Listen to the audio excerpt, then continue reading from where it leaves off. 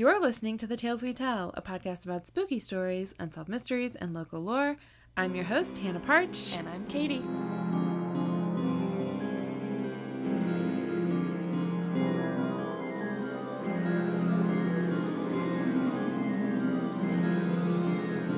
Welcome back.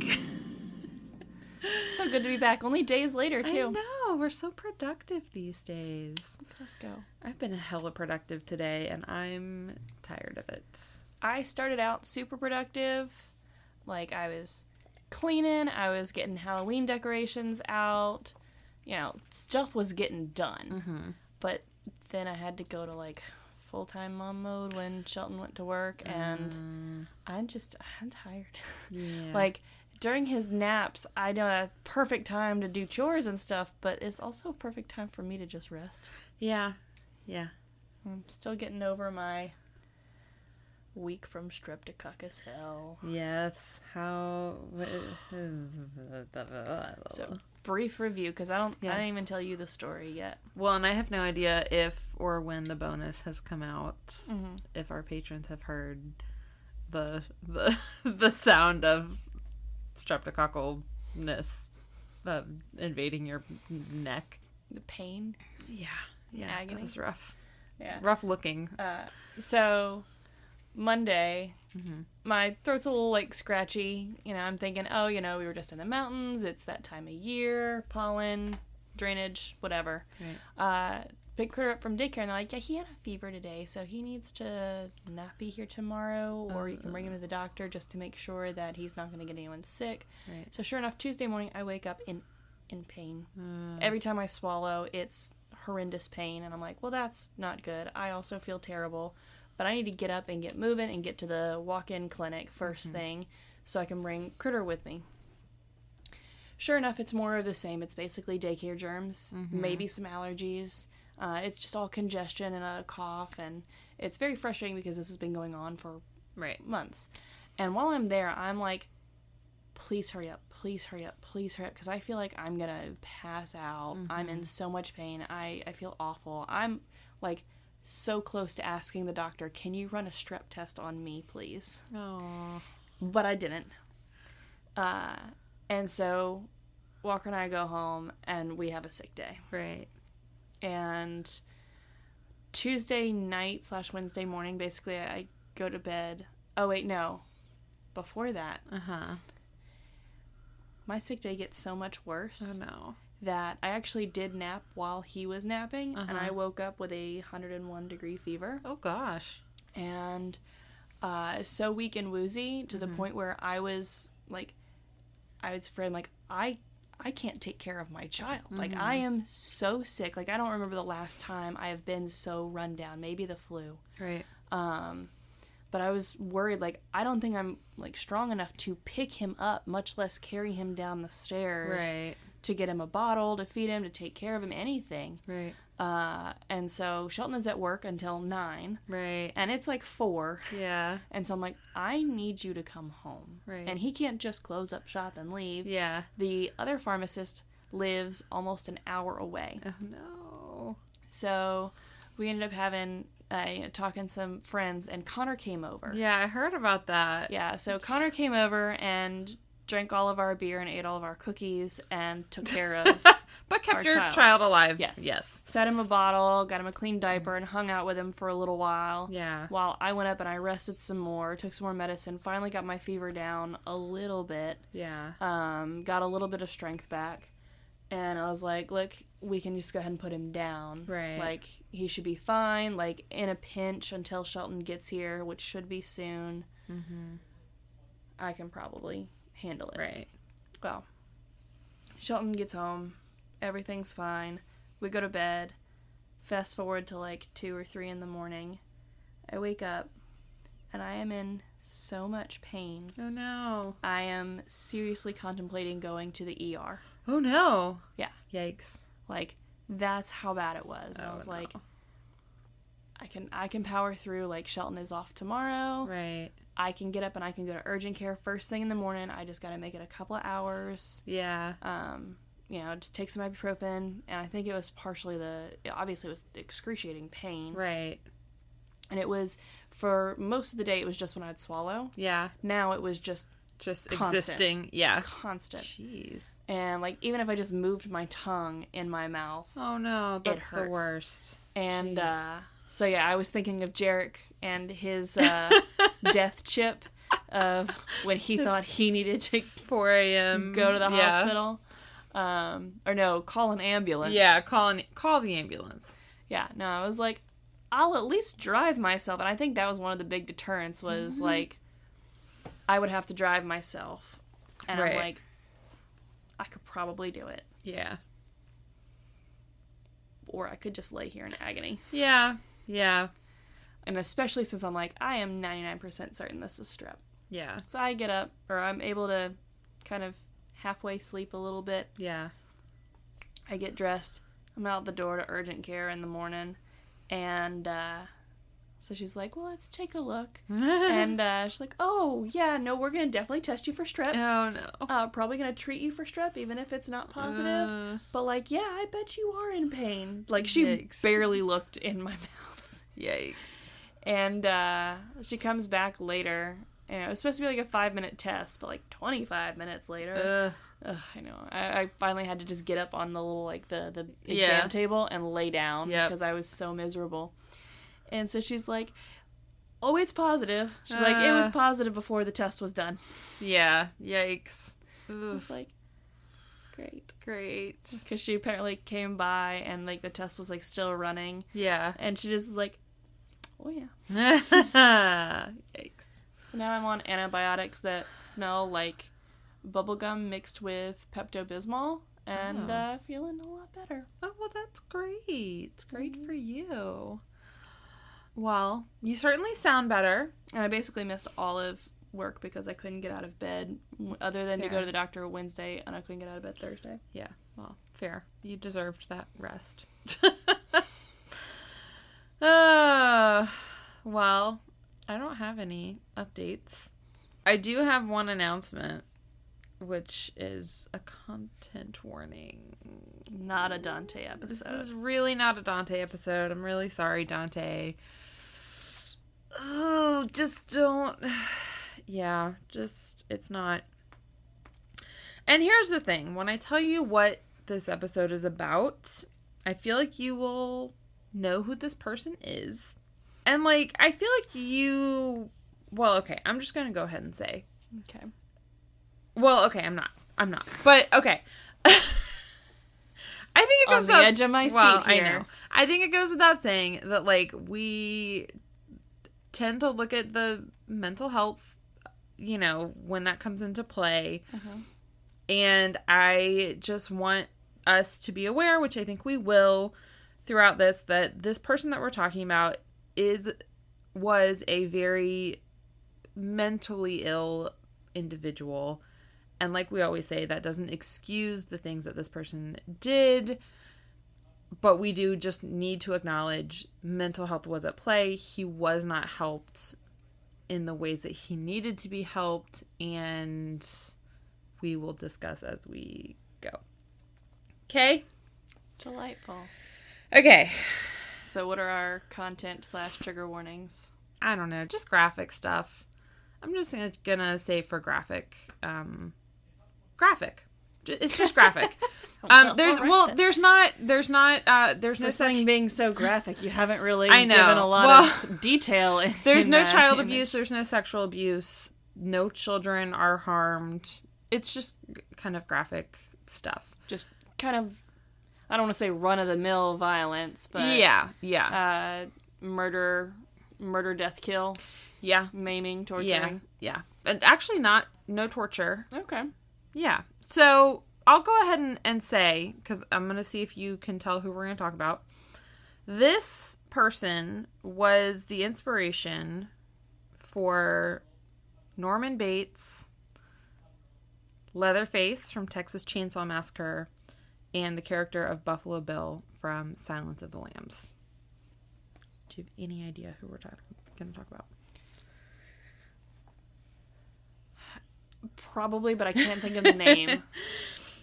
His name is Ed Gein. Okay, I was going to say Gein, but I thought that he did go after little boys. No.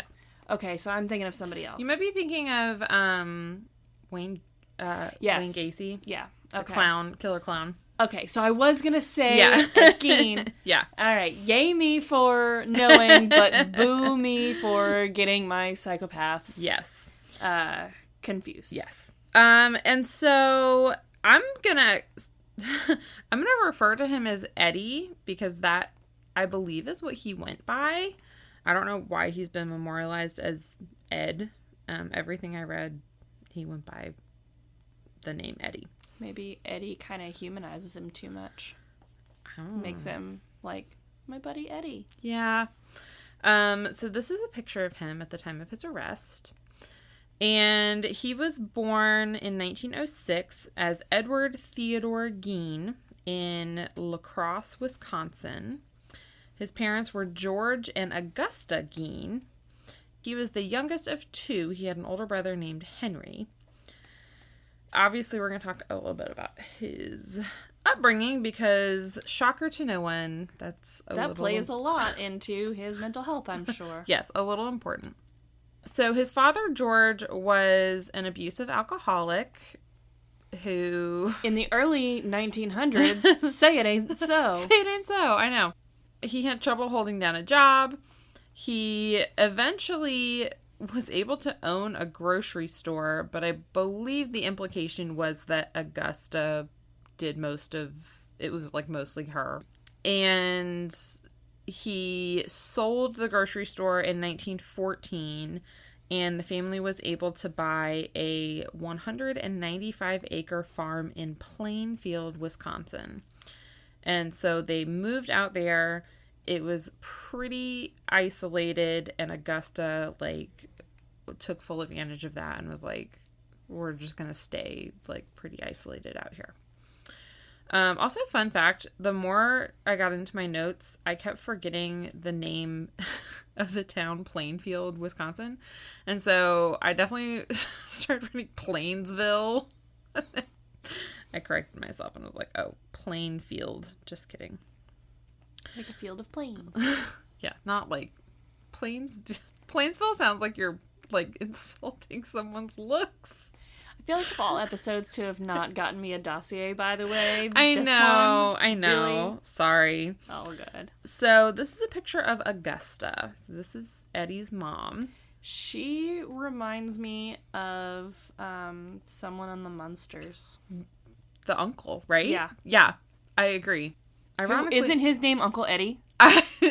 No, the little werewolf boy is Eddie, I think. I don't know what the uncle's name is, but... He's a vampire. Yeah. It's gonna bother me.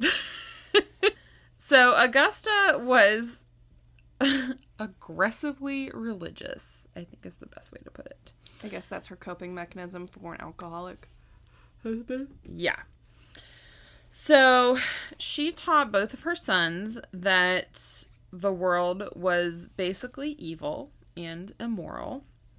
And that sex was the worst sin that anyone could commit. Yeah, because it saddled her with two boys. Yeah. And trapped her with this abusive alcoholic husband. Yeah, sex did not do her favors, did it? She even kind of told them, or I think she, like, even implied that, like, even sex within marriage was, like, only... Not like a only necessity. For procreation. Yeah, only for procreation and only for, like, only to satisfy, like, the lusts of man or whatever. Like, not, this poor woman, like, probably never had an orgasm in her life, which might have changed a lot of things. So, she told them that, obviously, men were the worst, you know, because they sinned more, because they were, you know, into fornicating and committing adultery and lustful, and they took the Lord's name in vain and gambling and all that stuff. You know, boys will be boys situation. Sounds like she just hated her husband and hated being married to him, and all men are now evil because all men are her husband. Yes, but also all women, except for her, were promiscuous and inspired lustful thoughts and actions in men, and were basically just like tools of the devil. Herman. Herman's the dad. Herman Munster. Herman Munster's the dad. Yeah, it is. You could look it up if you want to. I know, but it's... I will. I thought you were going to say something about cows bringing the women and women bringing the mischief, which would apply in this situation. I bet they didn't have any cows on their farm. They did not, to my knowledge. Because, women and mischief. Yeah, you don't want to bring women onto your farm with the cows. Mm-mm. So, sadly... But you also don't want to bring the men onto your farm with their lustful urges and their gambling and the taking of the Lord's name in vain. This is true. I know, Augusta really couldn't win here. Mm-mm. This, I think, is very sad, but also, again, explains a lot. She had apparently prayed that Eddie would be a girl when she was pregnant with him. When he turned out to be a boy, she swore, because, she already had a boy, she swore that he was not going to grow up to be like the rest of the men. So she would also read portions of the Bible to Eddie and Henry every day. And not the fun parts. She would usually read Numbers and Deuteronomy. Yeah. She also really liked the book of Revelation. Revelation. You want a revolution? I want a revelation. She liked the parts about divine retribution and all that good stuff. God getting his. Yeah. All this stuff about sinners burning in hell and stuff. And she would turn away outsiders who could possibly influence her children. She kept them on the farm as much as possible. She only really let them leave to go to school because she had to. So that's home life. And Eddie, when he was at school, he was known to be pretty shy. I wonder why. I know. I'm like, good grief, he has no social skills. His classmates remembered that he was kind of odd. They said he seemed to laugh at random to himself, like he was telling himself a joke in his head. And despite not really having any friends, he did okay in school, and he really liked reading, which he continued to enjoy for his whole life. He had a small little growth on one of his eyelids, which caused it to droop a little bit. And so he sometimes got made fun of for that because kids are the worst. Mm-hmm. And when he would try to make friends, his mother, and he would tell his mother about these kids he wanted to be friends with, his mom would always come up with a reason why that specific child he wanted to be friends with was not a good choice. So his mom really... isolated him, and I feel comfortable putting a lot of the blame on her, but yeah, there's also probably was a little chemical imbalance going on. Okay, probably inherited. Yeah, there's a lot happening.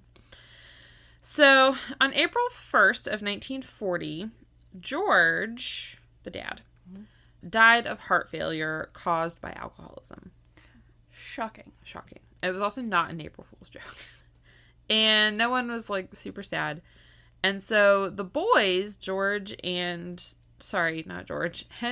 and Eddie. Henry. Not the dead person. He was actually a suspect in his own death. Did we question him though? Henry. A suspect in his own death. Henry and Eddie, who are now in their 30s and still living at home. Because of course. Of course they are. They started doing odd jobs as handymen around town. They were permitted to go into town because they had to start helping with the bills. They were actually considered by the people of, I want to say Plainfield. Plainsville. I remember because of the Field of Plains. Thank you. All I can think of now is Plainsville. It just sounds so mean.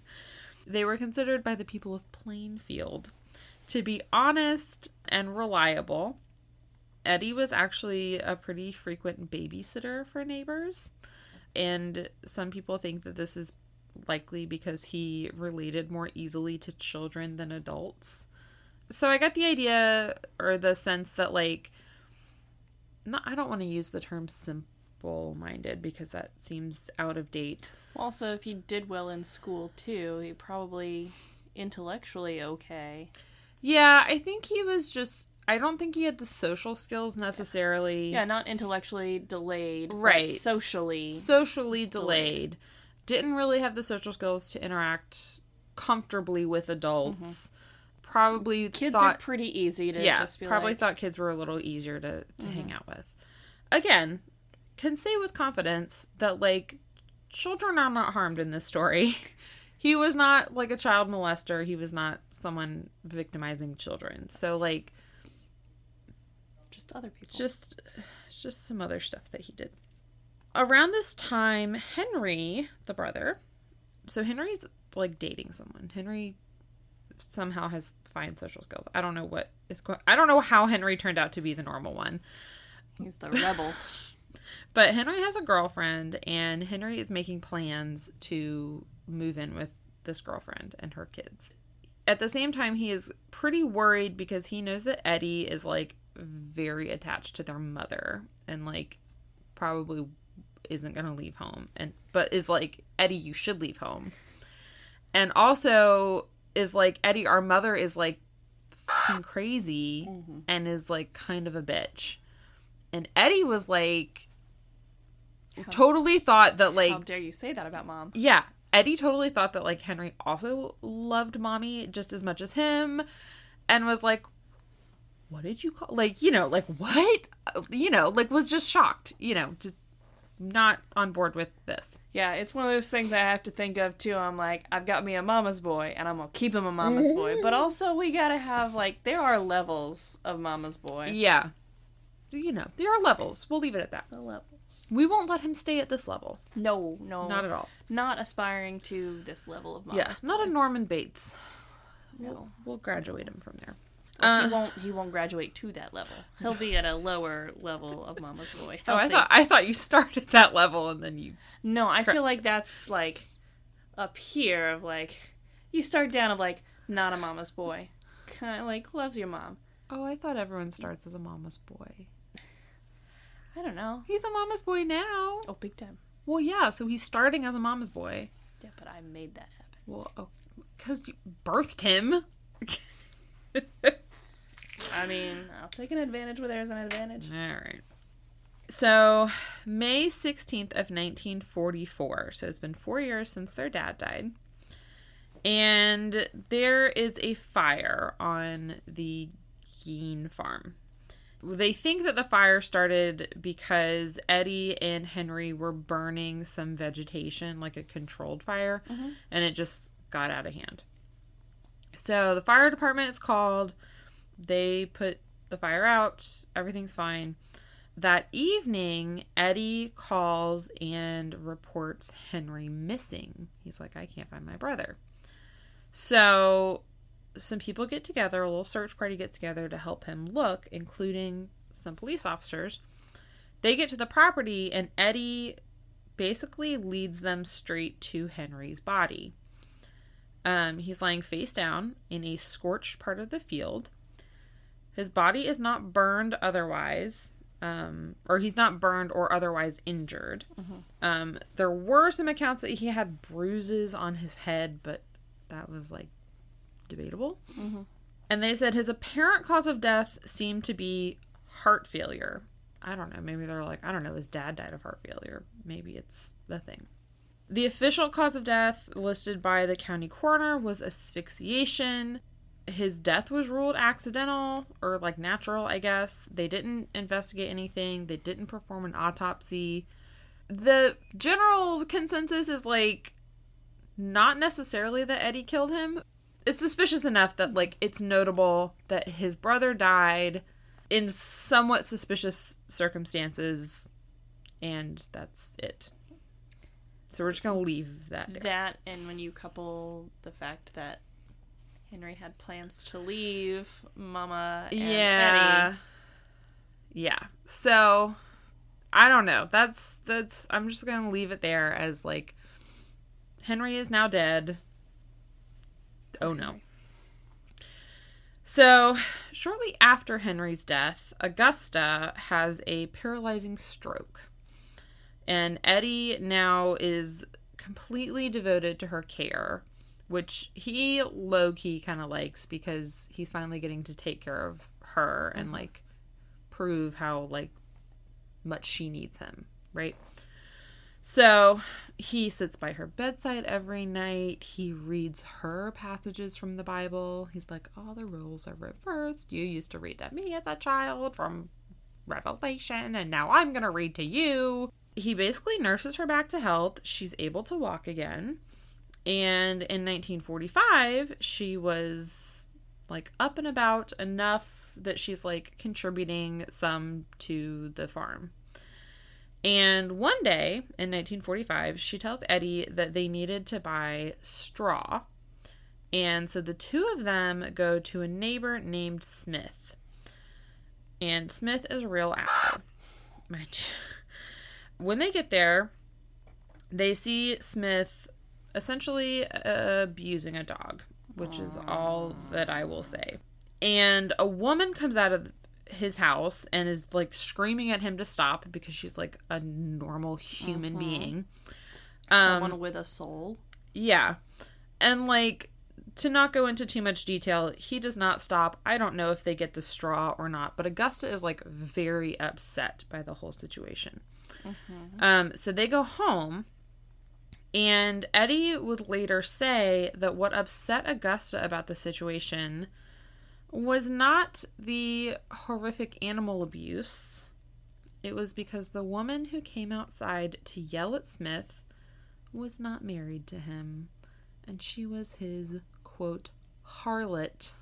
Unmarried women are just so stressed. No, we need to rethink our priorities, ma'am. No.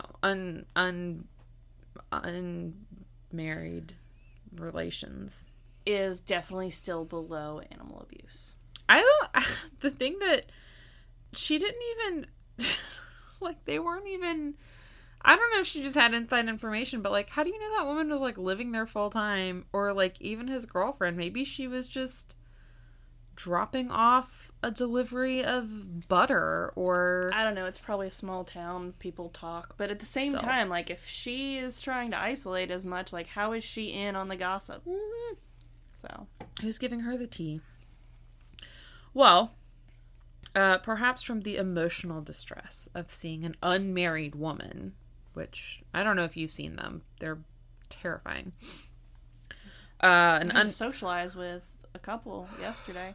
Listen, that's probably why you got sick. Those bitches. I know. I washed my hands right after that. I hope you did. And you didn't let them hold Critter, right? Oh God, one of them did. Both of them did. He's tainted. Gotta throw him out and start over. Throw the whole thing out. Get a new one. Man, I worked so hard on this one. I know. Gotta start over and make a whole nother mama's boy. So, from the emotional stress of seeing this unmarried woman in a man's house, Augusta suffered another stroke that same week. And luckily, this one killed her. I don't feel bad saying that. She was an awful woman. She's luckily, I mean, she is not. I mean, okay. She's not necessarily a villain, but she is not the hero of the story. She's definitely, like, a major factor in our villain's, like, origin story, but... Okay, yeah, and I guess her death actually is, like, kind of the catalyst for all this bad stuff. Yeah. Still, but I mean, not a good person. Like, it might be the catalyst, but she definitely, like, set up the dominoes. Maybe I should have said, like, unluckily it killed her, because preferably she could have lived in, like, a vegetative state, and then Eddie could have just kept taking care of her until he died, and then none of this other stuff would have happened because he would have felt fulfilled. I don't know. She died on December 29th of 1945. And so now Eddie's only friend and his only real human connection was now gone. He was left with poor social development, a head full of incredibly hateful and fucked up ideas about women and men and sexuality, and an empty house. Oh, I'm going to show you a picture of his house. I didn't even highlight that part to show you the picture. Man, look at me. Still remember. Okay. That is the Gein farm. It's pretty. It's big. It's like bigger than I thought it was going to be. I don't know. Buy a grocery store and then sell it, and this is what you can get. All right. So Eddie continued to live and work on the farm alone.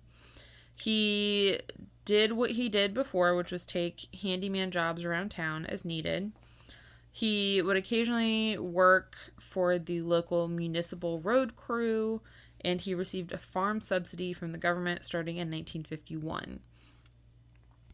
He boarded up all of the rooms his mother had lived in, including the upstairs and downstairs parlor, her bedroom, and the living room. Although I have read sources that said it was just her bedroom that he boarded up. I'm leaning more towards it was a couple rooms. Because I think he was only living out of like 4 or 5 rooms in the whole house. Yeah. And then the rest of the house very quickly fell into a state of disarray. He became really interested in reading pulp fiction magazines and adventure stories about cannibals and Nazis. Which I'm just going to say, not the best. Mm-mm. You know, sometimes... So I get that sometimes those things are interesting. Mm-hmm. But, like, also sometimes you need to recognize when you're not in a great mental state. You gotta find, like, the fun... But crazy people don't know they're crazy. I know. I'm just saying. I was like... I've been having like a week, and I needed some time to just like disassociate. But you know, I've been watching like the Jeffrey Dahmer series. Mm-hmm. There's like a million like true crime documentaries on Netflix that I've been wanting to watch, and I was like, I cannot watch the last 2 episodes of the Jeffrey Dahmer series right now. Like, I need to find something. So I found a funny little stupid show on Netflix called Pretty Smart. It's with Emily Osment. And it is silly and stupid and made my brain happy for half an hour. You need. I mean, I've definitely gone through those phases where it's just like true crime overload, you know, listening to like true crime podcasts on the way to and from work. And then you come home and you're watching Forensic Files or you know, Making a Murder or what have you. Yeah. Yeah. You gotta... And, like, my feel-good show that I was watching, Working Moms, ran out of seasons. I know! Ended on a cliffhanger and, like, kind of a sad one. Anyways, if anyone has any recommendations for, like, feel-good shows, I might just start rewatching Queer Eye. That always makes me happy cry. Psych. You got true crime. Or not true crime, but, like, you got crime. But, like, also happy and silliness. It's a super rewatchable show. I know. I was going to say, because we just started... When we started this podcast, I think is when we started watching it. Jarek and I. So, it might be time to rewatch it. I don't know. We'll get to it. Okay. Now let me tell you about some completely unrelated crimes that happened. Just random things that just happened. Just random things that happened around the same time and place. Okay, on May 1st of 1947, Georgia Weckler, who was 8 years old... Hold on, let me preface this. I realized that I told you that no children got harmed. These... Okay, you know what? I'm just gonna... You're a dirty liar. I'm not a dirty liar because these are just... crimes that happened around the same time that he was suspected for, but we will get into whether or not they were... You may proceed. Listen, I'm just gonna proceed with caution. All right. Georgia Weckler was 8. I don't have a picture of her. I'm sorry. She disappeared while coming home from school in Jefferson, Wisconsin, which was about 2 hours from Plainfield. A neighbor had dropped her off at the end of her half-mile-long driveway, and the neighbor said that she saw Georgia get the mail from the mailbox, wave at her, and then start up the drive. But she, like, just didn't make it home. The only evidence that police found were tire marks from a Ford near where Georgia was last seen and a witness who said they saw a black Ford backing out of the Weckler's drive shortly after Georgia was dropped off. Despite a thorough police investigation, they never heard or saw from Georgia again. So there wasn't like a ransom note or anything. Initially, when she disappeared, her parents did kind of think and hope that it was a ransom situation. Mm-hmm. And they waited for a ransom note, and nothing came of it. A couple years later, on October 24th of 1953, 15-year-old Evelyn Hartley disappeared while babysitting. And this is, I believe, in La Crosse. So this is where Eddie was born. So Evelyn was babysitting for some family friends, and her father tried to call her shortly before 9 o'clock to check in because she would usually call them and she hadn't. He didn't get an answer, and so he got a little worried and he went to the house. No one answered the door, so he looked through the window and he saw one of Evelyn's shoes and her glasses on the floor, which he freaked out even more, obviously. Mm-hmm. He tried all of the doors and all of the windows, which were all locked, until he came to the basement, where he found blood on the back window. And at this point, he broke into the house. He found signs of a struggle, and so he called the police. Which, mind you, they never told me. I looked. They never told me, like, where was the child in all of this. I assumed the child was okay, because no one said, like, this teenager and the child was missing.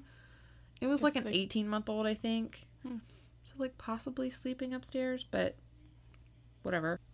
Police arrived. They found bloodstains in the grass, a bloody handprint on a neighboring house, and Evelyn's other shoe in the basement. And a few days later, they found some bloody clothes that they thought belonged to Evelyn near the highway.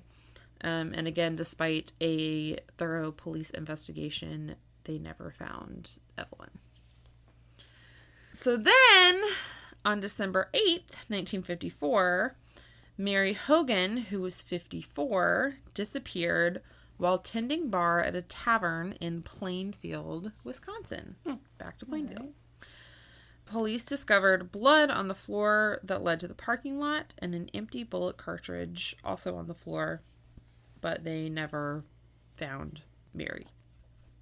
And then, 3 years later, on Saturday, November 16th of 1957, which was the opening day of deer season, Frank Warden reported his mother Bernice missing after finding their family-owned hardware store abandoned with the cash register open and blood on the floor.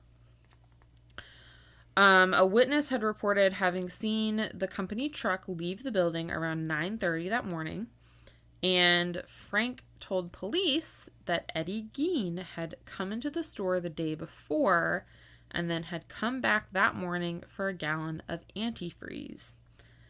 And when police searched the records at the store, they found the receipt for antifreeze was the last one written that day. And this was... Well, yeah, because all good killers actually purchase before killing and or kidnapping. Yes. And that was apparently enough for, I guess, a search warrant, because they went to Eddie's farm, and when he wasn't home, they just went inside.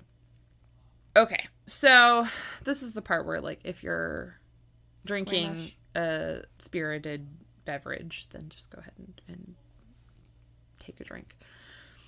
All right, so many sources describe two officers entering Eddie's home through the shed, also described as like I think it was like the outdoor kitchen or like the summer kitchen. Mm-hmm. Like it was dark because the farm didn't have electricity, or it did and it wasn't turned on or something. So these officers were entering through this summer kitchen and they bump into something that is hanging from the ceiling. And at first they believe that it was a deer carcass, and it turned out to be the naked body of Bernice Warden. She had been decapitated and she was disemboweled. There was a makeshift crossbar that had been shoved between the tendons of her ankles. So she's like hanging by her ankles. And then ropes were tied to her wrists and then to the ends of the crossbars so that her arms are, like, held to her sides. So she really is kind of hanging like a deer carcass. Exactly, yes. So they go inside the rest of the house. Well, they go outside and, like, vomit and then go, proceed with the investigation. Yes. They eventually go inside. I assume they go outside, vomit, and then, like, radio for backup. Yeah. And then they go inside because, again, they don't know if Eddie is inside and just hasn't, won't come out. Okay, so I heard this little fact in exactly one source, which was on one of my favorite podcasts called You're Wrong About. I couldn't find this detail anywhere else, so I don't know how true it is. But apparently neither of the officers had flashlights, and so they had to light a match. But then everything else I read said that they did have flashlights. I don't know. I like to imagine they had a match. They found some way of making light. Yes. So they immediately see that most of the house is incredibly flammable because it's in a semi-hoarder state. Just trash everywhere. Just, like, everything is very much in disarray, disrepair, trash, garbage. Like, Eddie wasn't much of a homemaker. Eddie was not a homemaker. And this is everywhere except for the rooms that he's boarded up, because those rooms were completely untouched. Those were his mother's rooms. No one went in there. But then they also began to see among the garbage and debris some more disturbing items. And then I'm going to give you a list here. It's a little long. Sorry, everyone. And I'll go ahead and say that, like, just if anyone is trying to see these things, there are not pictures of these on the internet. If you see a picture that is claiming to be these things, it is not real. I mean, you might be able to find, like, the evidence pictures of them somewhere, but, like, to my knowledge, they took pictures of these for evidence, and then they, like, disposed of them in the most, like, humane and respectful way possible. Because as we will find out, Eddie made things out of humans. Which isn't much of a spoiler, I think. It's not much of a spoiler. I think everybody knows. Yeah. So here we go. All right. In his house, they found soup bowls made of human skulls. They found a waste basket made of human skin. 4 chairs with human skin coverings. And these were poorly made, according to a quote from one of the officers. That must have been his first attempts. Yeah. There was a pair of skulls on his bedposts. There was a corset/vest that was made from a female torso that had been skinned from the shoulders to the waist, including the breasts, and had a cord attached at the neck so that it could be, like, worn, like, put on and, like, tied around the neck to be worn. There were leggings made from human skin, bracelets made from human skin, 9 masks made from the skin of female heads, 4 of which were stuffed with paper and mounted on the wall. Some of these were allegedly so well preserved that they might have been recognizable, like, had they been shown to someone who would recognize them, which they weren't. Yeah. We'll clarify, they were not. They found 9 dried vulva in a shoebox, or vulvae. Spelled with an E at the end. I don't know if you pronounce the E or not. There's a belt made from human nipples, a box containing 4 noses, a Quaker Oats box with scraps of skin, all appearing to come from a head, a pair of lips on a window shade drawstring, a lampshade made from a human face skin, fingernails. They did find Bernice's head in a plastic bag. They found her heart in a plastic bag. They found her head in a burlap sack. And when they found it, it had makeshift hooks put through the ears and twine threaded through those, like it was ready to be hung up. They found the face mask and skull of a woman who would turn out to be Mary Hogan, which was one of our missing people from earlier.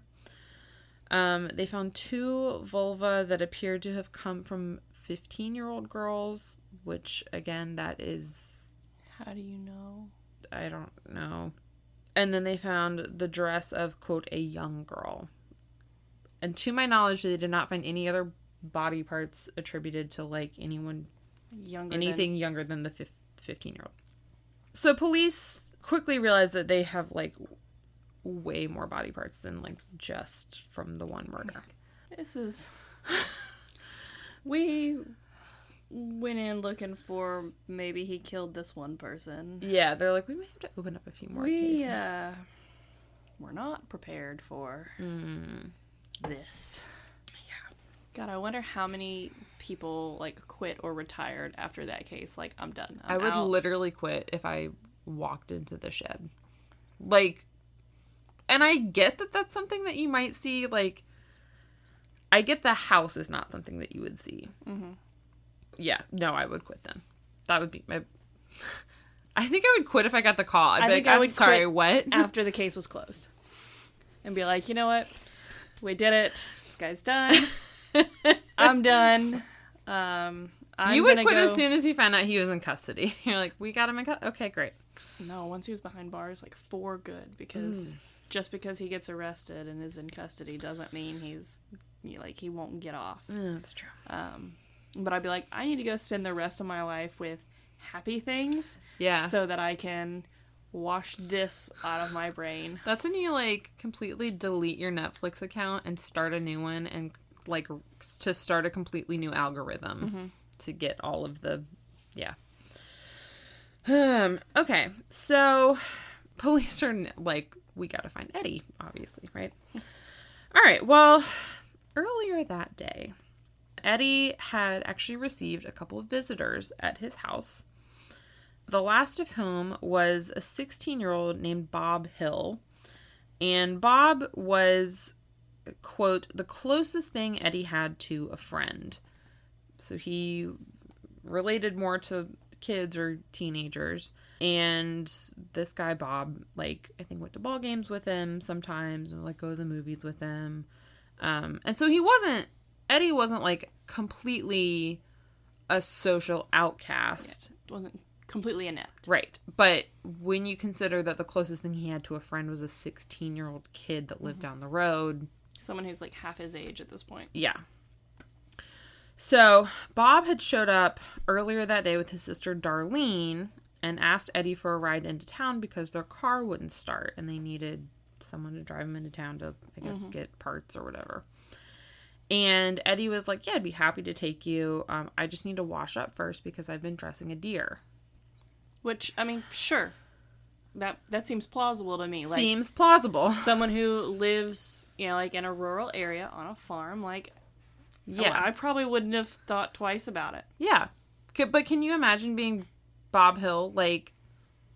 Later. Like 6 hours later and being like, that wasn't a deer blood. That was not deer blood. Yeah. Yeah. So by the time they had gone to town and come back, it was late enough that the Hills, so Bob's parents, invited Eddie to stay for dinner, which he did. So Eddie's at dinner while his house is getting raided. Eddie is at dinner. And slightly before that. So, ironically, question mark, I don't know if irony is what is happening here. He is at dinner with them when their son-in-law came in and is like, hey, did you guys hear Bernice Warden is missing?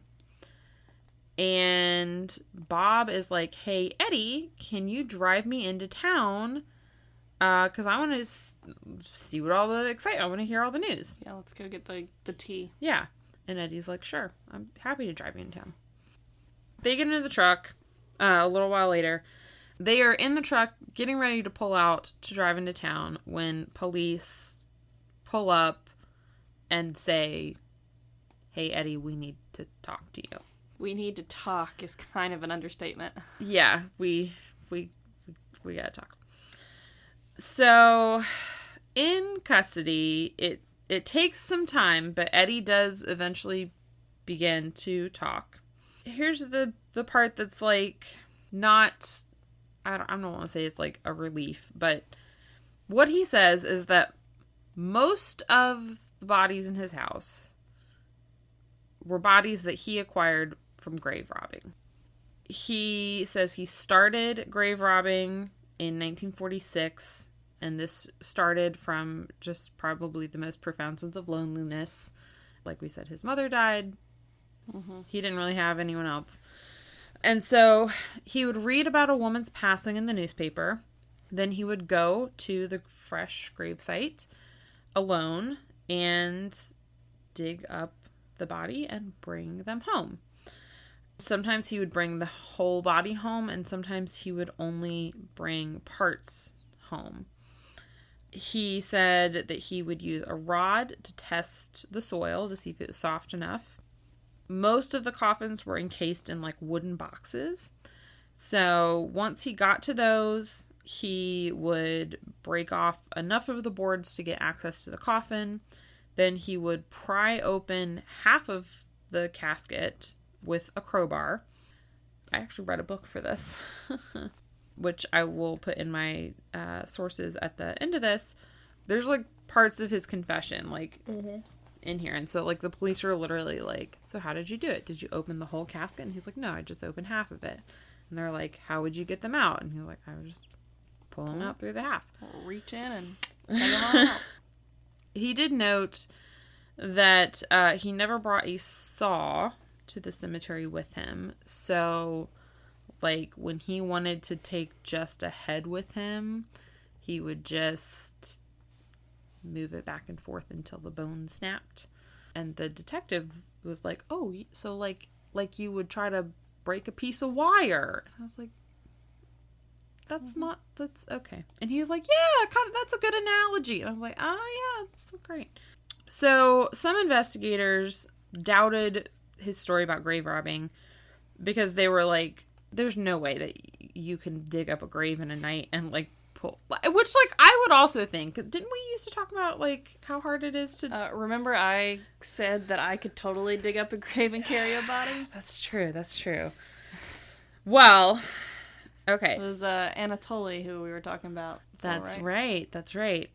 So Eddie is, at this point, he's definitely dead by now. Eddie was 5'6". He was between 5'6" and like 5'8", maybe at the most. So maybe my height, but probably shorter. Probably closer to my height. At the time of his arrest, he was like 140, maybe. He was constantly described as gaunt. If he's my height and 140 and described as I am not. I don't know. Maybe for a man, I don't know. Jeez. Okay, well, I'm not 140, so I'm just saying our definition of gaunt has changed in the decades. This is true. I mean, I don't know. He's not like, I wouldn't say he's like wiry. He does, you can tell, like he has like kind of sunken in cheeks. Yeah, I think that's just from age and being like just kind of worn through, like hard labor of working on a farm. Well, anyways, people were like, also, I never realized he was that short. And I think it's because every picture I've seen of him is taken from like a low angle. And so he appeared very tall in pictures. He's not. He's a pretty small guy. Also, this book kept referring to him as a ghoul. And they were like, in the literal sense. And I was like, okay, what is the literal definition of a ghoul? Don't ghouls go after ghouls? Corpses? Yes, they do. But they also like eat corpses, which he never did. I don't know. I feel like when you talk about the mental health aspect of everything, I mean, I'm like, come on, Plainfield. Could you not have gotten a craft store for this poor man? Like, he obviously needed a hobby. I know. I don't know. I just felt like ghoul was like, well, okay, we'll get into it. They basically didn't think that someone his size would be able to dig up a whole grave. Please tell me they didn't make him, like, prove it. Or... Not necessarily. Oh, gosh. So the sheriff, at one point, told the press very confidently that when they found Mary Hogan's head, that it smelled like formaldehyde. Which to me would be like... I definitely heard that, read it, and didn't, like, read the next sentence. and was like, oh, so you think she was already dead when he, like, you think I don't know. So he said her head smelled like formaldehyde, and then said, quote, Eddie Gein never robbed a grave in his life. Which I think his implication was these bodies may appear to have been embalmed at one point, but don't be fooled. Eddie is just murdering people and then doing some, like, at-home embalming and then arts and crafting. I don't know. Meanwhile, Eddie is still talking. He admitted that the 2 women that he did kill, he will go on to say that he doesn't necessarily remember doing so intentionally or not, that he killed them, or that he at least admitted that they had physical resemblances to his mother. Mm-hmm. I'll show you really quick. This is Bernice Warden. So this was the one that they found her body. I see it. And then is Mary Hogan. Less see it. Yeah. Maybe when she was younger. Yeah. So, and like the way that this book described it is like stout, sturdy women, hardworking, salt of the earth. Salt of the earth women. And it's notable that Bernice and Mary resembled Augusta, but at least in Eddie's eyes, they were very opposite of her in all other respects. So, Mary Hogan, the first one who was killed, was twice divorced. I know. Used profanity. Encouraged drinking. There were rumors that she had run a brothel. And it was likely that Eddie thought she was, quote, a poor representative of womankind. Almost, I would think that, like, which this is me just totally, like, surmising, but almost I would think, but, like, doesn't he not have, like, isn't there no such thing as a good representative of womankind? Because isn't womankind evil? His mother was the perfect. So she's, like, the exception, but, like, every other woman out there is evil. Yeah. Which is kind of why I think it was, like, how dare you look like my mother, but not... That could be a be psychology her, behind or, it. you know. Bernice Warden was very well liked in town, but Eddie had heard rumors that she had met and courted her husband while he was in a relationship with someone else. Not while he was married, just while he was dating someone else. And that this former girlfriend had committed suicide as a result of this breakup. I don't even know. Sorry, that wasn't scoffing at the woman who potentially committed suicide. I wasn't laughing at them. But. It's just all hearsay. Yeah. Eddie denied having sex with the dead bodies or having a sexual attraction to them. Although, whenever he was asked about whether or not he had sex with them, his answer wasn't like, no, I'm not sexually attracted to dead bodies. It was, he couldn't because of the smell. Maybe just leave it at no. I didn't. Yeah. You don't need to specify that the only reason you didn't was because the smell. I don't know. Like, that might not be the only reason. That might just be, like, the one that, you know, came to mind first of, like... Maybe that was the reason he thought made sense to other people. Yeah, like, it seemed obvious. Yeah, like, there's no way I could do that. It smell. smelled too bad. Yeah. But then also, like, why would I want to? Yeah. And it's just, like, kind of like here's a whole bunch of reasons as to why that was a no. Right. And I'm going to start with this one, which might be number 3 or 4 for other people. Right. Yeah. Yeah, you're probably right. He also vehemently denied accusations of cannibalism, which people... or investigators tended to believe him. So, like, it's pretty well understood he wasn't. That's the thing is, like, if he's already confessing and, like, not just confessing, but, like, going into detail, you know, describing and explaining and saying, yes, I did this, and then I did this, and then I did this. Anything that he denies, I'm willing to believe it. Yeah. It's why are you going to admit to making, like, a woman's suit, but then deny, like, eating any of them. Yeah. Yeah, no, it doesn't make any sense. It's not gonna change the logic. It's not gonna change how you're viewed in history. Yeah, exactly. Or in the papers. Like, it's not gonna make you look any better or worse. Yeah, I agree. So, I mean, then again, like, he's already obviously got super twisted logic. Yeah. It might be more twisted logic of his to be like, no, I can't admit to that. Yeah. Because then that'll make me look bad or not righteous or whatever. Yeah. Again, I tend to believe him though. He did admit to putting on the torso corset vest thing and the skin leggings and one of the masks at times to, quote, strut about in it. He also admitted to holding the female genitalia over his own.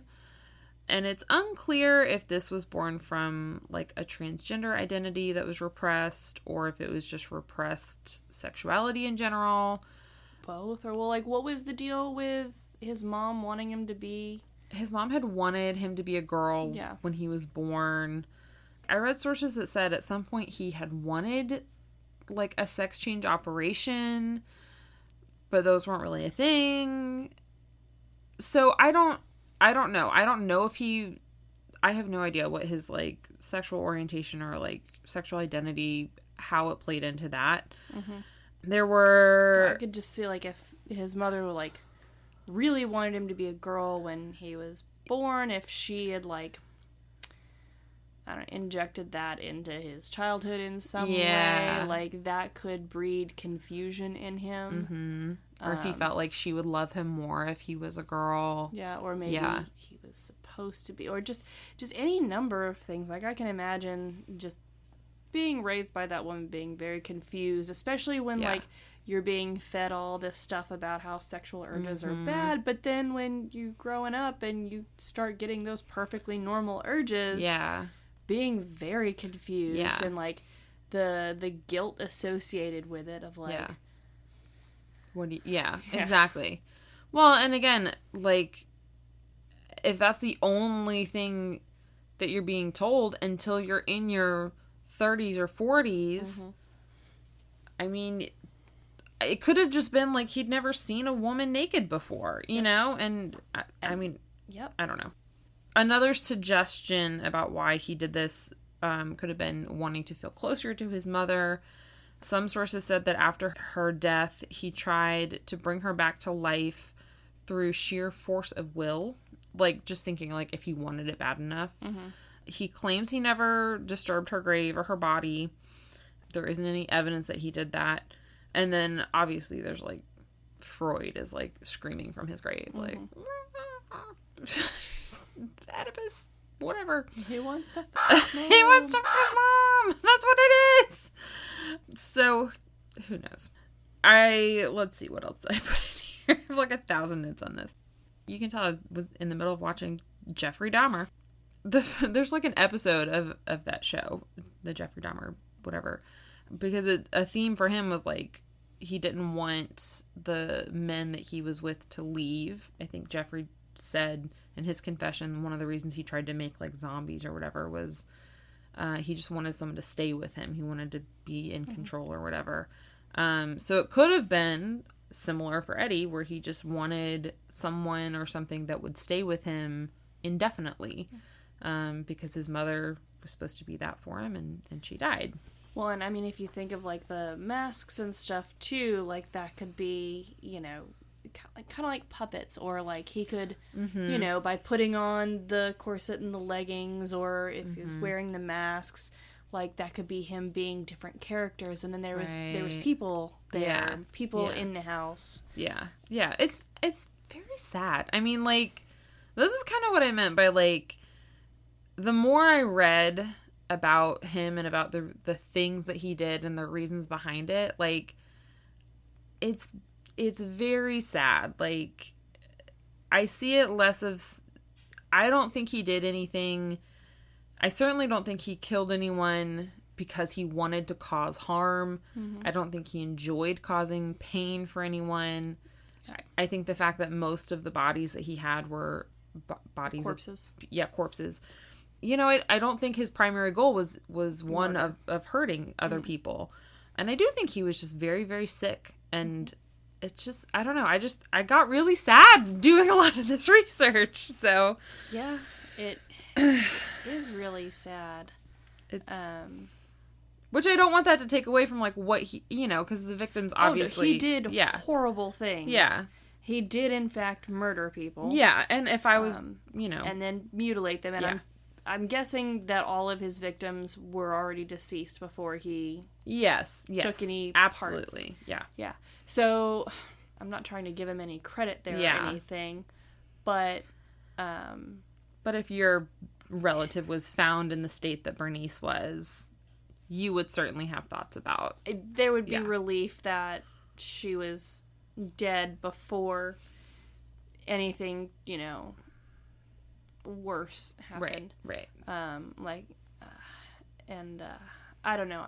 It just kind of shows that I agree. Like, you know, some serial killers are like, I need to kill. I need to take a life. Yeah. His objective didn't seem so much focused on like taking the life as surrounding himself with life, but he couldn't do that in like a normal healthy way of like having friendships or other relationships and so it's like he was definitely a danger to society for sure, but also just very sad.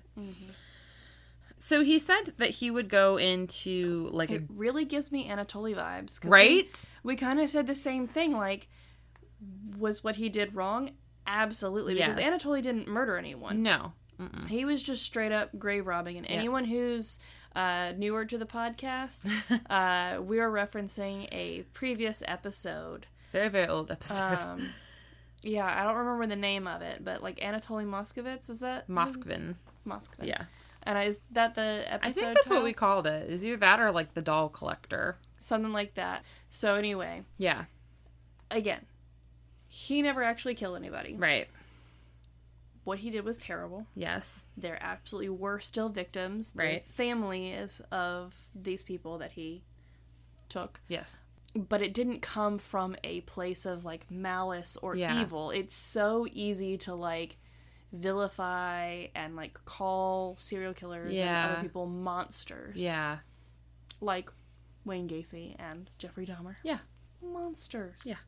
But people like Anatoly and Eddie. Yeah. I'm going to call him Eddie now myself. Yeah, it's sad. Like, it is.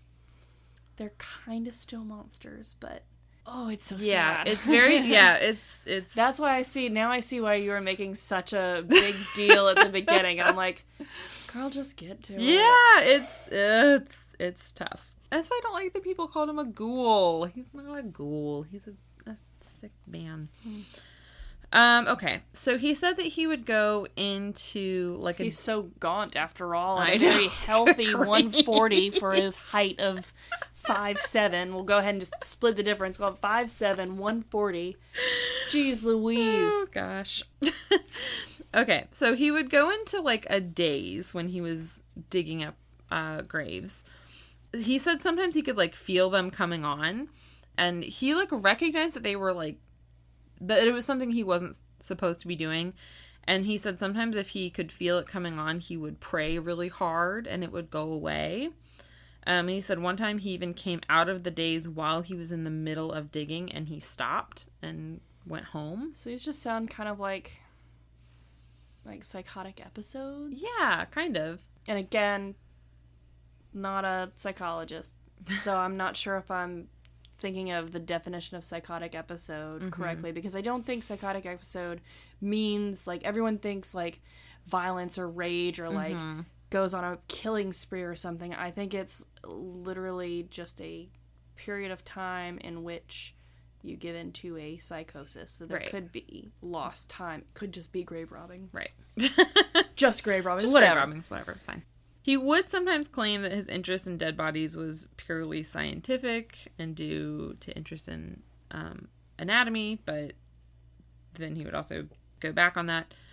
The skull cap bowls that were found in his house, he said, were inspired by an old Norwegian practice he had read about of drinking mead out of human skulls. He did eventually confess that on the morning of November 16th, he had gone into Bernice Warden's hardware store to buy antifreeze. He says he didn't remember a lot of details because he went into a daze sometime during the crime.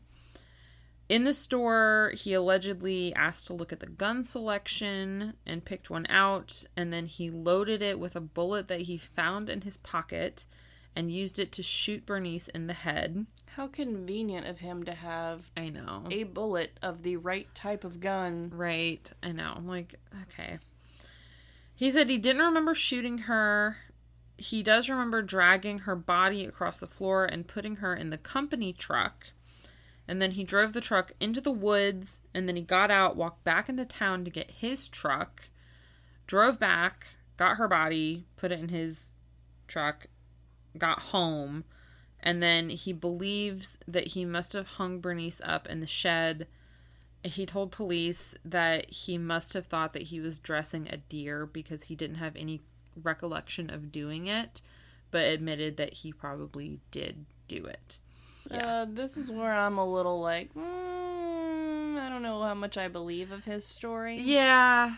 And they do mention, like, in his confession that sometimes he would, like, claim memory loss for very convenient things. Or he would just say, like, I don't remember, for parts that he just clearly didn't want to talk about. And so, like, I can totally, like, I have no problem believing that he is having, like, psychotic episodes, like, loss of time, like doing things that people have no memory of doing. Absolutely, I believe. Yeah. I don't know. Yeah. Some of it I believe, some of it I don't. It's just like, okay, well, you don't remember doing some of this, but you went through a lot of trouble of moving that body. Yeah. And then, like, someone else pointed out that he is not a very competent killer. Like, if his goal is to kill people, like, he just went and shot Bernice, like, in her store in the middle of the day. So, like, if his plan was to continue doing Anyone that... could have been walking by or could have walked in. Yeah, that's not a great plan to continue doing. I think it's probably an opportunistic thing. Yeah. But also, it seems strange to me. Didn't remember killing her, but did remember... the movement and everything. And he said that sometimes he would kind of come to in the middle of one of his dazes while digging up a grave, and he would stop and walk away from it. Yeah. And I understand it's a whole lot easier to walk away from digging up a grave than it is from standing over someone that you just murdered. Yeah. Because if you come out of a daze and you're standing over someone you murdered, your options are call the police and then try to explain why you're standing over someone and hope that they'll believe you, but I'm sure. Or, hey, here's a fresh corpse that I don't have to dig up and there's no one around. Yeah. Like, and I'm pretty lonely and she's dead now. I can't undead her. Like, I mean, I kind of man, this podcast has like really made me sound I'm like, yeah, I kind of see it. You know, she kind of looks like his mom. Welcome to my side. She's already dead. You're just as big of a psycho as me. Oh, gosh. All right. So he also confessed to shooting Mary Hogan. He said he couldn't remember the details. He claimed her death, shooting her was accidental. An anonymous source who later claimed to have been present during Eddie's interrogation would print an account that stated Eddie went into Mary's tavern one day with a friend and suddenly noticed that she resembled his mother. And it was that realization, perhaps subconsciously, that compelled him to go from grave robbing to murdering.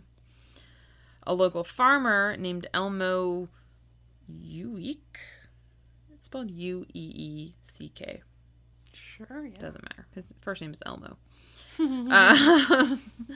Elmo used to hire Eddie sometimes for like odd jobs. He later remembered a conversation that the two of them had shortly after Mary went missing, where they were talking about the fact that she had gone missing. And Eddie said, "She's not missing. She's down at the house now." And apparently he would frequently make comments kind of like this as like a joke. And everyone just thought it was just Eddie joking because Eddie doesn't have social skills. And, you know, those are just the kinds of jokes that he makes. And then in light of what was found at his house, the rest of Plainfield began questioning seemingly harmless encounters that they had with him. Remember that weird thing that he said that we just kind of laughed off? Yeah. For example, Oh, God.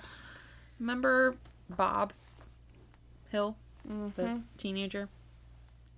He had told friends that Eddie had shown him a pair of shrunken heads at his house once. Eddie had told him that they were from the Philippines, sent to him by a cousin who had served in the Pacific during World War II. And another kid who remained unnamed came forward later as an adult and told this quick anecdote. He said he and his brother, his older brother, were at Eddie's house. His brother was playing cards with Eddie, and he, the younger one, was punching holes in paper because I guess that was amusing to him. He asked Eddie for more paper, and Eddie told him there was more in the bedroom. And this is a quote from this man who was at that time a child. "When I went around the corner, there were 3 heads hanging on the door. Just the heads. The faces were dried and they had hair on them. Remember those African movies with the shrunken heads? That's what they looked like. Not really shrunken. I'd have to say they were the actual size of heads, but skin, hair, all that." He said that he asked his brother about it later when they were walking home, and his brother told him that they were probably Halloween decorations. He never asked Eddie about them, but shortly after that, Eddie stopped letting them come inside his house, and those shrunken heads turned out to be face masks of 9 of the dead women.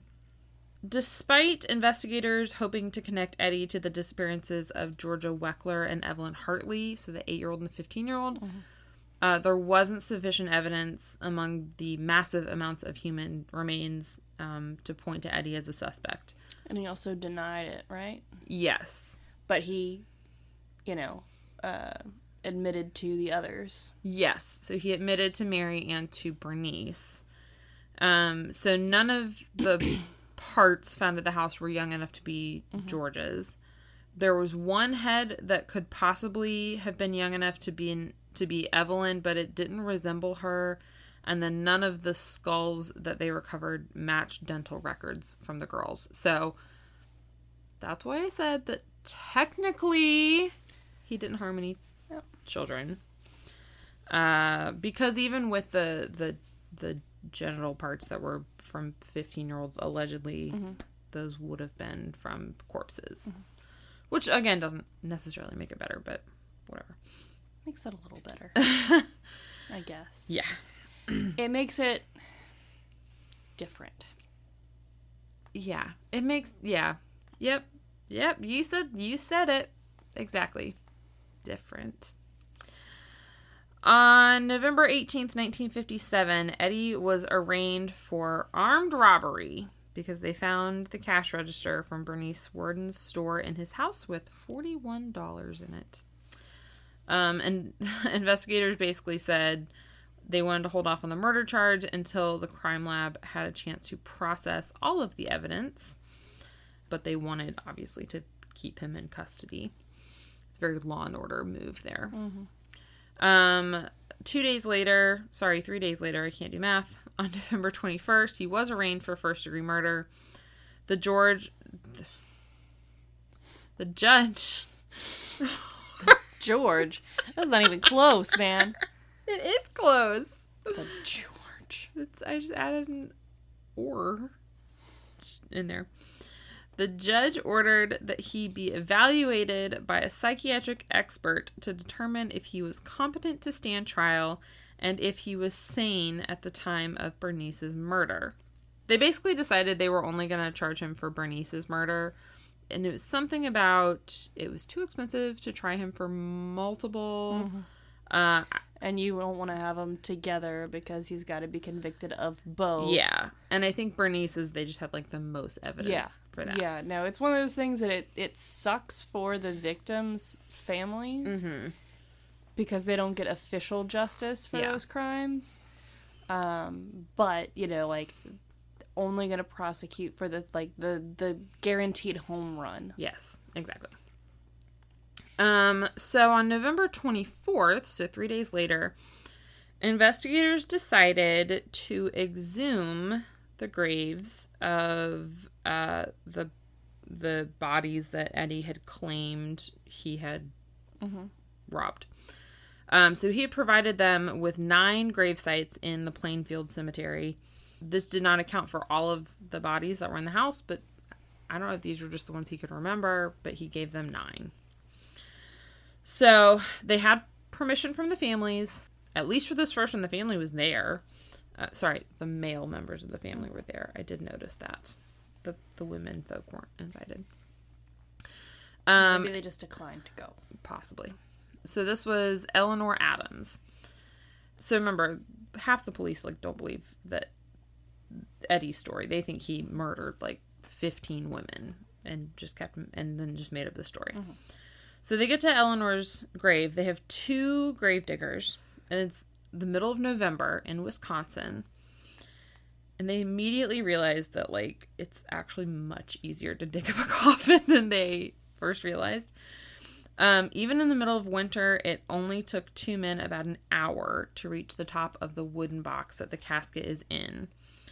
Eleanor had died in August, so if Eddie's story was true, he would have been digging in a much warmer, softer soil. Yeah, ground isn't frozen. And also it would have been freshly dug, looser soil. So probably less time. Because, he was following obituaries, so these are all more or less fresh graves. And didn't he say something about using a rod to test the softness? He would test, yeah. So they get to the wooden box within an hour. It's clearly tampered with. And they open the coffin, and the only thing in it is a crowbar. There's, no body. So they're like, crap. See, that's one of those things that, if I had a family member, who had been buried, and they're like, okay, your family member was named in a list by... So their body or... body parts are potentially no longer, we'd like to exhume to prove it. Do you want to know? I think I would give permission. Yeah, you guys find out for the case, but I don't think I'd want to know. Yeah. I certainly don't think I'd want to know if their whole body was missing or just parts. Because if parts were missing, then I'd want to know what parts. Because, see, that's my problem is, I want to know. You would ask too many questions. But I know that I don't want to know. My curiosity would definitely get the better of me, and I would never be able to, not know that information. Yeah. It's yeah. Well, unfortunately. Well... What I'll tell you. Well, unfortunately and unfortunately for the next... we'll get to it. There's a lot of this. You're so scattered. I know.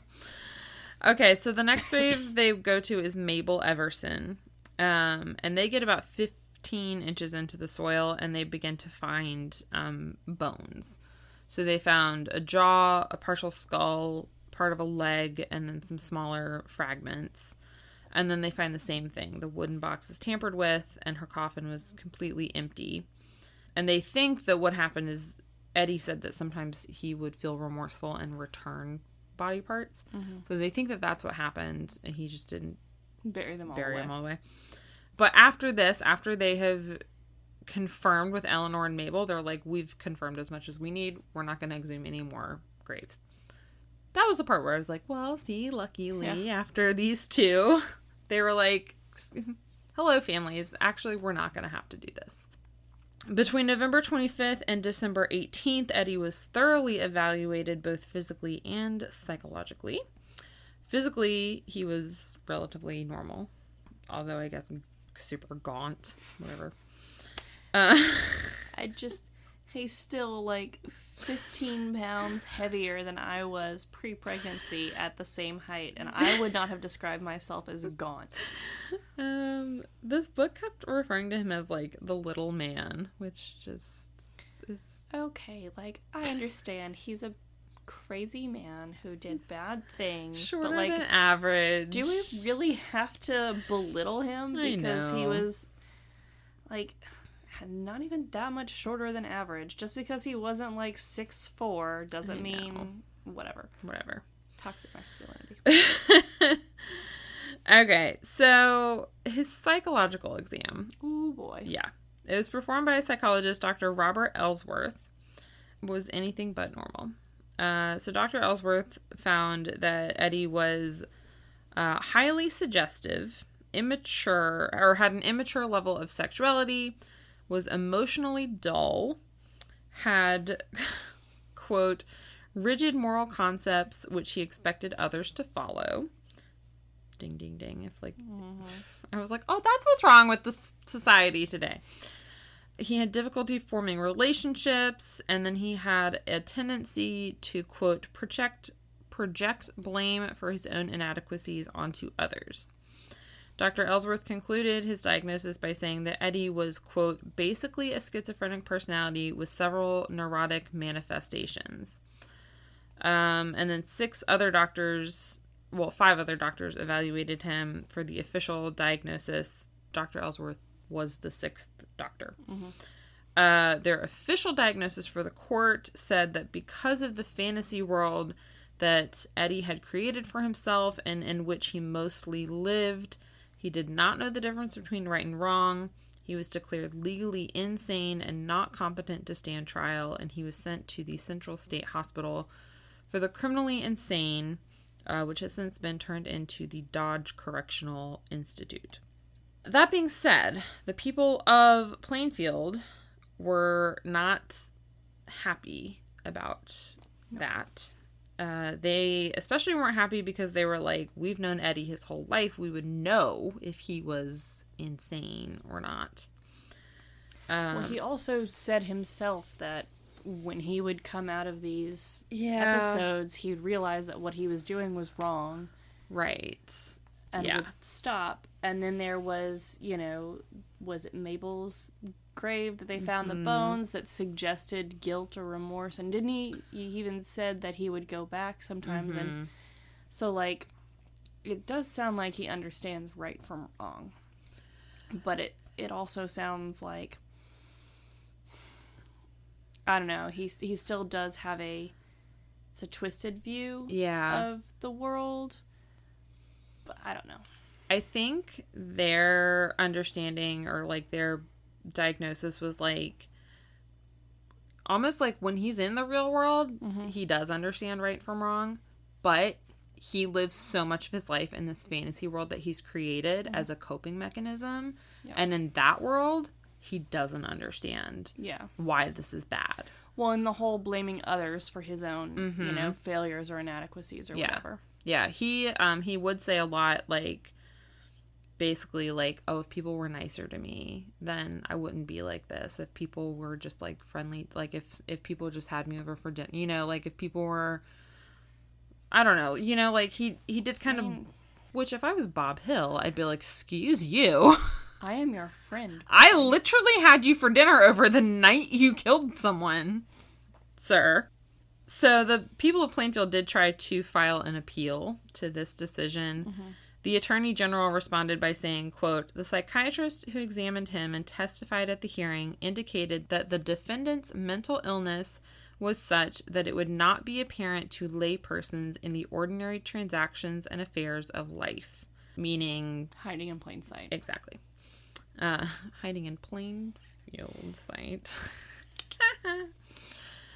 In March of 1958, Eddie's last possessions were scheduled to be auctioned off, meaning basically everything left over after all of the biohazards had been removed. It's a fancy way of saying human remains. Yes. And the people of Plainfield, they were really concerned that Eddie's home was going to be purchased by an outsider and turned into like an attraction. Yeah, an attraction. And so there was a lot of talk about this auction. So it was advertised in the paper to take place on March 30th, which happened to be Palm Sunday, which a bunch of churches took up issue with, which ultimately the judge was like, I can't do anything about that. But in the early morning hours of March 20th, so a week before, the house mysteriously burned down. And arson was suspected, but never officially determined. They never really pushed for an investigation of the fire, and this is possibly because the fire chief at the time was Frank Warden, Bernice's son. And he was probably like, I don't care that his house burned down. Let it. So everything inside of the house was obviously destroyed. That auction didn't take place, but there was still like farm equipment that they did auction off. His Ford, which is what he used to transport bodies, was sold at auction for $760, which is approximately $7,000. And it was sold to a carnival sideshow operator named Bunny Gibson. Stupid name. He set up a really in poor taste attraction where he like put one dummy in the front of the car as Eddie and like one in the back as one of the victims. He charged people 25 cents to see the car. He got 2,000 visitors before he was essentially forced to leave Wisconsin. Which, do you want to do that math real quick? He didn't make back his money. At least in Wisconsin. 25 cents for 2,000 visitors is only $500, I think. And he paid $760 for the car. So we're hoping he didn't make any money off of it, but that's what happened to the car. In December of 1962, the human remains that had still been at the crime lab were laid to rest in a burial plot that was purchased by the state. Normally they would be cremated, but I think a bishop had like specifically requested that they be buried, like on. I think he said like buried in like on holy ground or something, consecrated. Like, yeah, ground. like given like a whatever.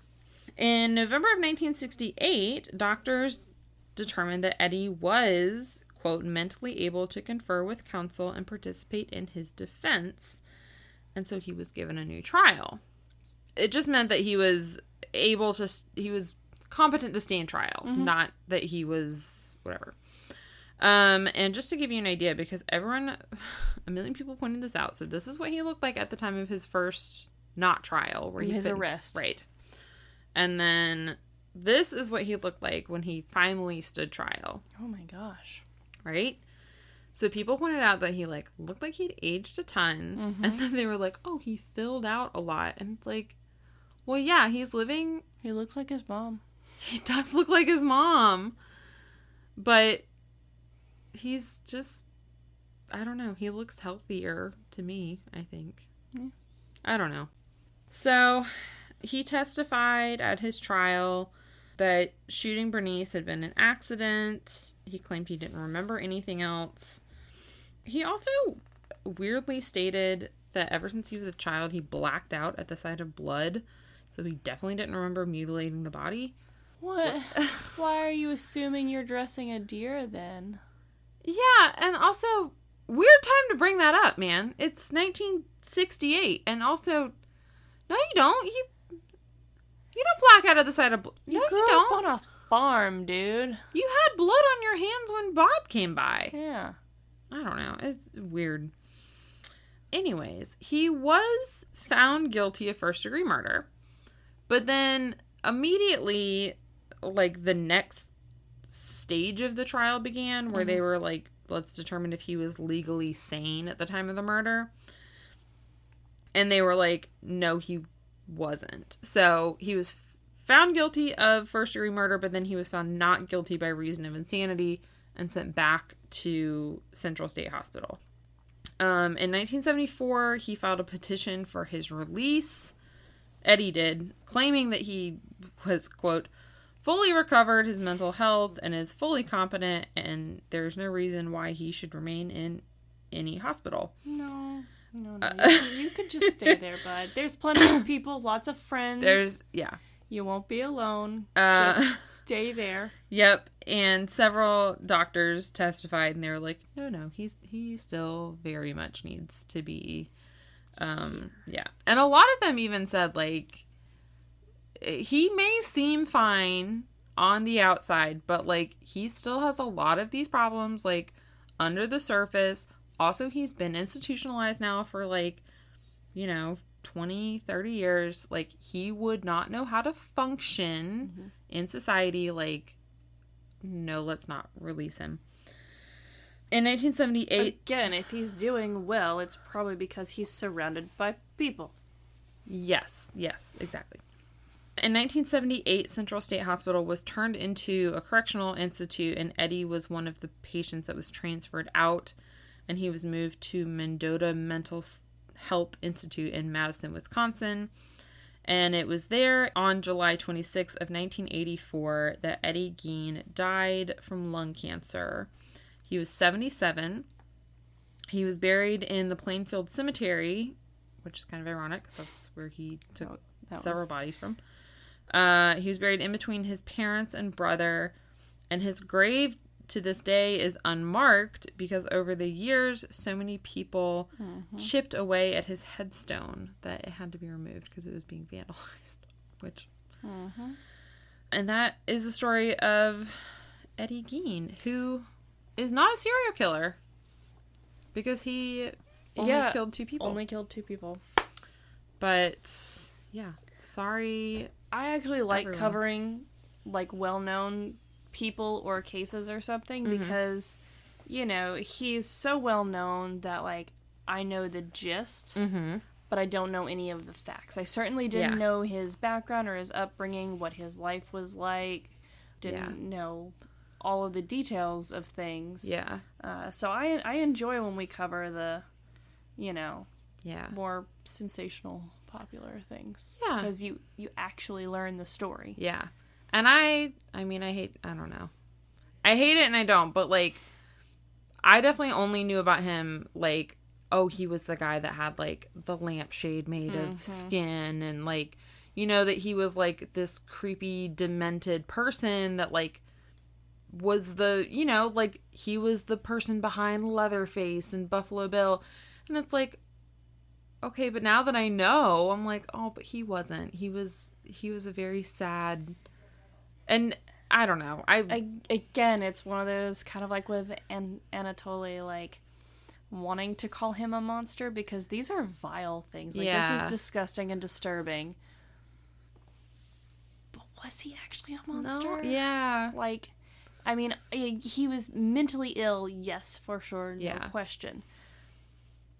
But if he had the right resources and the help available, like, he possibly could have just been, like, a regular contributing member of society. Yeah. And probably also, like, something, again, not trying to be, like, an advocate for, like, murderers, but like, I cannot help but think how, like, just scary his life must have been. So, like, how lonely and sad he was. Hence his fantasy world. And, like, honestly, if he had been raised differently or lived differently and was not isolated like that and so alone, like, would he still have been schizophrenic? I don't know, maybe, probably. Yeah. That's probably just brain chemistry there. However, his, like, psychotic episodes would have presented differently. Yeah. He probably would not have resorted to all the things that he did out of this, like, deep-seated loneliness and isolation. So, again, I'm not a psychologist and not a therapist. You are a scientist, though. And we're out of wine, so we can't drink. I need to go home anyway. So if you want to see some of the photos from today's episode, you can check out our Instagram and Facebook at The Tales We Tell Podcast. If you want to see this stuff, but you don't do the social media, you can go over to our website, thetaleswetellpodcast.com. And if you want to support us, get yourself some sweet, sweet swag, like the awesome sweatshirt I'm wearing right now. I'm wearing our Murder Cabin logo. That is from our Redbubble store. Just search The Tales We Tell. And if you want to support us but you don't need extra stuff, you can always become a patron at patreon.com. Search The Tales We Tell. We're actually uploading, probably up now, maybe, Hopefully. by the time you're listening to this. Or will be shortly. Whenever Cheer edits it. We've got a bonus episode either up or coming. And you also get things like stickers and love notes and other bonus content.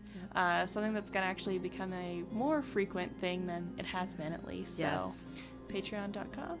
Search The Tales We Tell. Yep. We love you all. And we'll see you next week. Bye. Bye.